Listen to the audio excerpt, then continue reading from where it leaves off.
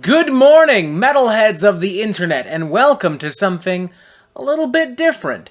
Today, we're not talking about metal per se. This is not the Metal Meltdown per se. This is more of the movie / Metal Meltdown. Because today we're talking about a brand new metal movie, Metal Lords, streaming exclusively on Netflix.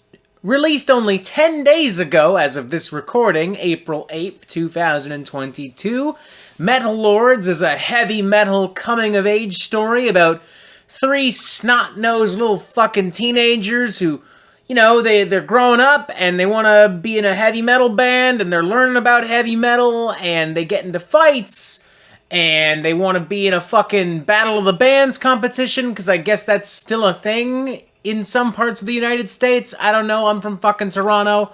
I don't know.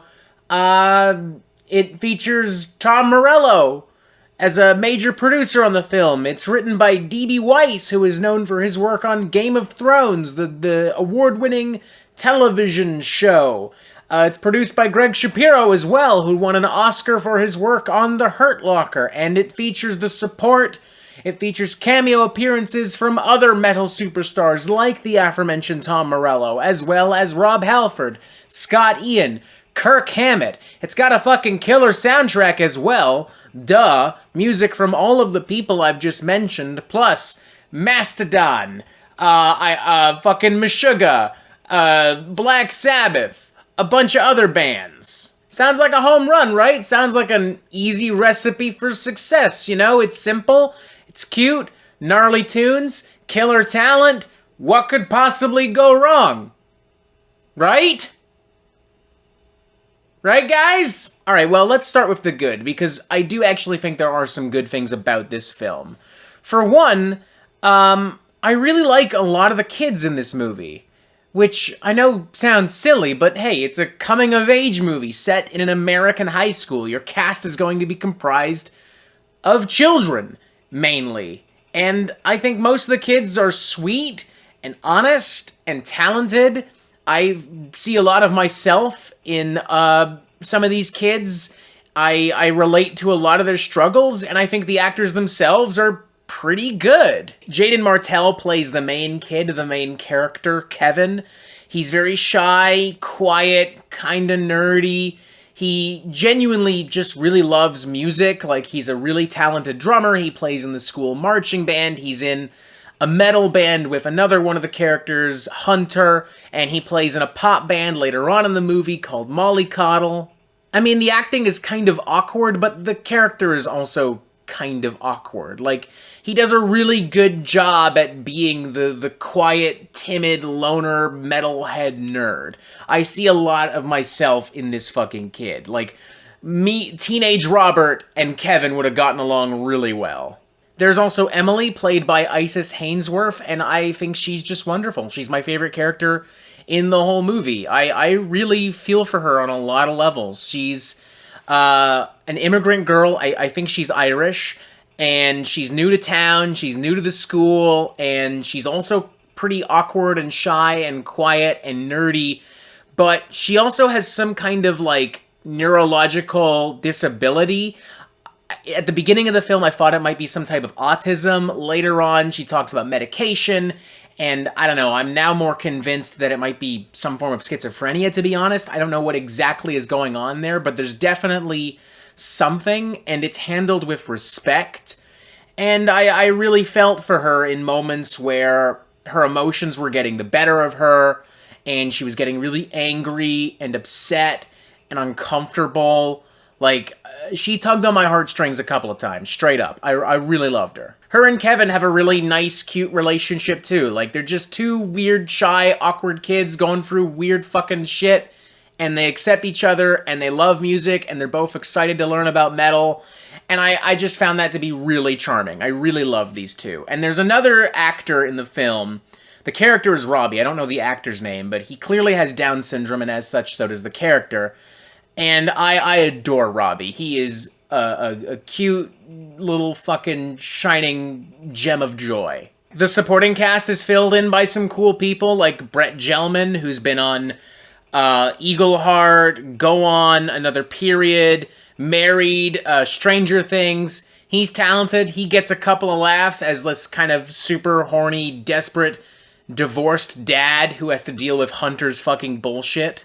Joe Manganiello from True Blood and Magic Mike steals the show as Dr. Tony Nix, who's kind of a role model for the aforementioned Hunter. He used to play in like a thrash metal band in the 90s that won the Battle of the Bands at the local high school, because apparently that's such a huge deal to Hunter.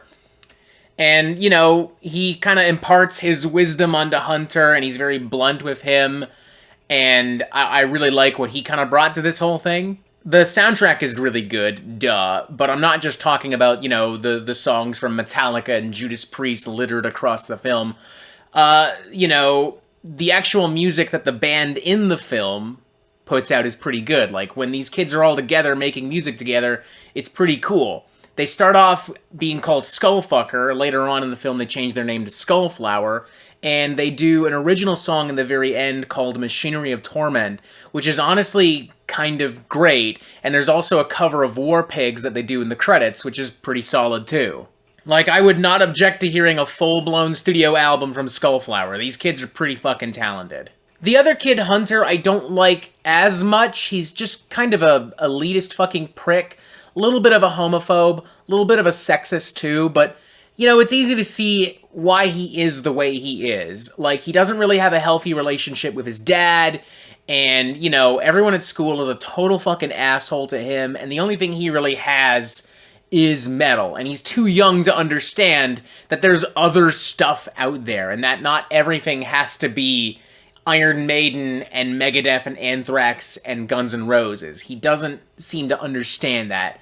And he doesn't really even seem to understand that there are, like, sub-genres. You know, like, you can be death metal, but you can also be melodic death metal. You can also be deathcore.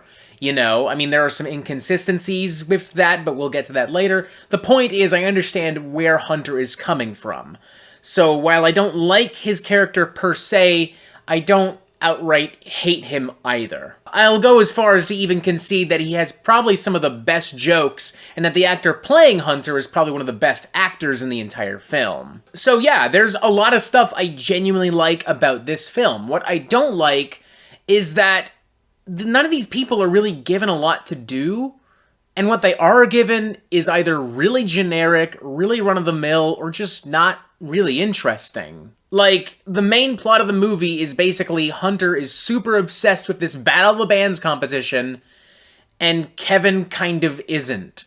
That's it. There's not really much else going on, except for some pretty typical stuff that you would associate with an American high school coming-of-age movie, you know?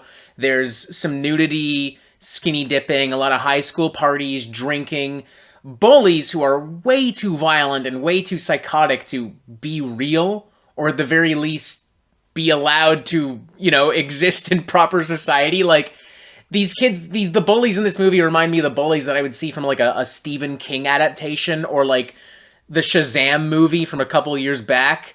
Like, they are too extreme and too fucking insane. At one point, Hunter gets kidnapped, and the bullies shave his head and beat the absolute fucking snot out of him. Definitely one of the few moments where I genuinely felt bad for Hunter in this thing. But yeah, this brings us back to Hunter.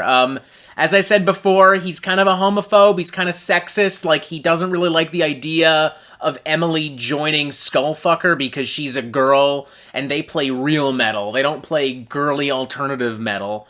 And then she makes a point of being like, well, like, what about Joan Jett and Lita Ford? And, like, what about, you know, you're worried about your band being gay, but, like, you've got photos of Axl Rose's massive fucking dick bulge all over your fucking basement, and, like, super homoerotic artwork from, like, Manowar and Judas Priest.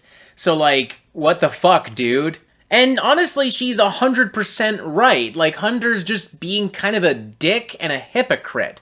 And I guess you could argue that that's a good thing to a certain extent, because there's kind of this argument underneath everything about how full of shit metal elitism and gatekeeping really is, but it's not like that's a primary focus of the film. It's just something that's kind of there.